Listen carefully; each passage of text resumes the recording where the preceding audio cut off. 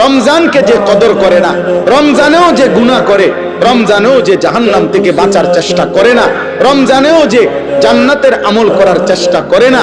ভাই আমার, ছেলেরা আমার, বাবা আমার, পর্দার আড়ালের মা বোন আমার, সবাইকে এই শেষ কথা বলি। আল্লাহ রাসূল বলছে, জিবরাইল আয়েশা রমজানের শেষ দিন নবীজিকে আয়েশা বলে গেছে, ইয়া রাসূলুল্লাহ, এত বড় রমজান পেল, ইফতার, সাহারি, তারাবি, ইতিকাফ, শবে কদর, প্রতি ঘন্টা মিনিটে এত মাফ নেওয়ার সুযোগ থাকার পরেও যেই নাফরমান জাহান্নাম থেকে বাঁচার চেষ্টা করে নাই, গুনাহ থেকে আল্লাহর কাছে মাফ নেয় নাই, জান্নাতের জরুর আশা পূর্ণ করতে পারে নাই, আমল করতে পারে নাই, খোদার কসম নবীজি বলছে,